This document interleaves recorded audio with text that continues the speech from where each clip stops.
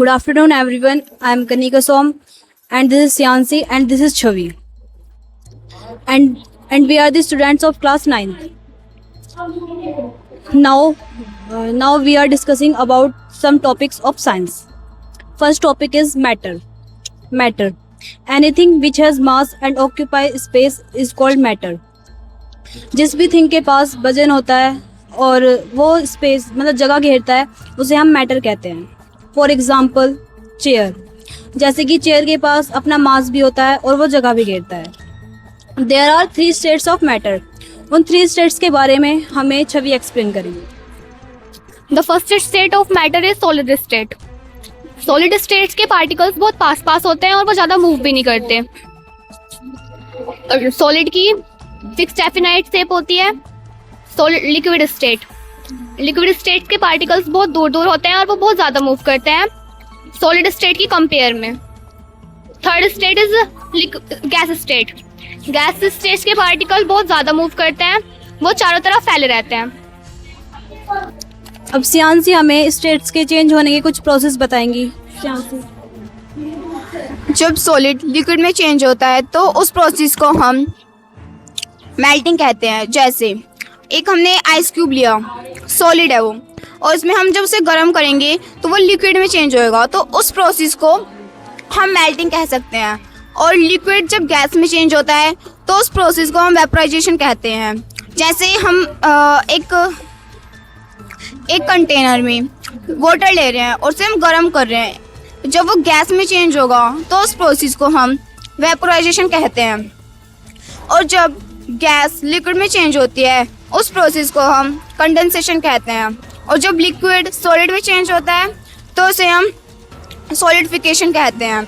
और जब solid gas में चेंज होता है या फिर गैस सॉलिड में चेंज होता है तो डायरेक्टली चेंज होता है तो उसे हम सब्लिमेशन कहते हैं.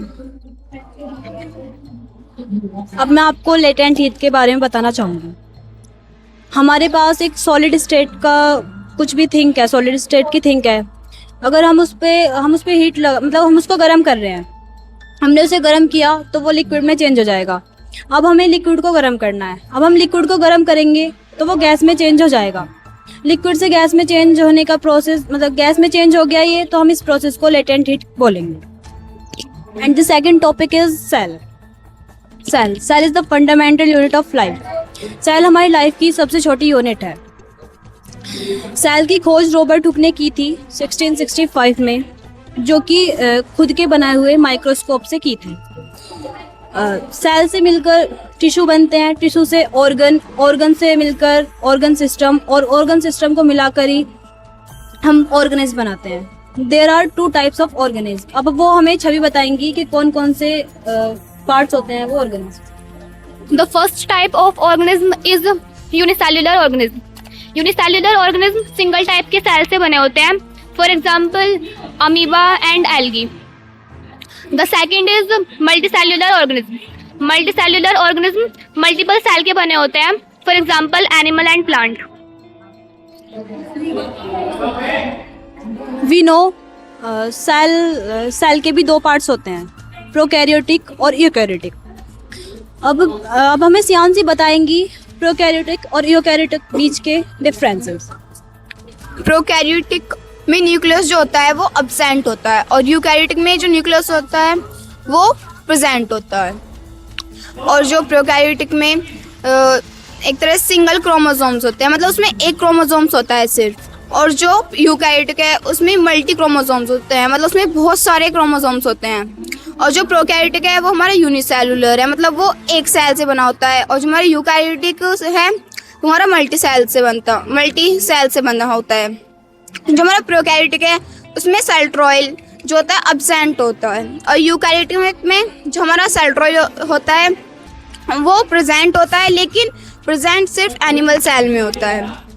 और जो हमारा प्रोकैरियोटिक है उसमें छोटे सेल्स होते हैं. और जो हमारा यूकैरियोटिक है उसमें प्रोकैरियोटिक की तुलना में थोड़े बड़े सेल होते हैं. लास्ट की हम आपसे प्रॉमिस करेंगे हमारा अगला एपिसोड आए तो इससे बेटर हो. तो वीडियो अच्छी लगी हो तो लाइक करें, कमेंट करें, ज़्यादा से ज़्यादा शेयर करें और चैनल को सब्सक्राइब करें. Thank you for watching. Thank you.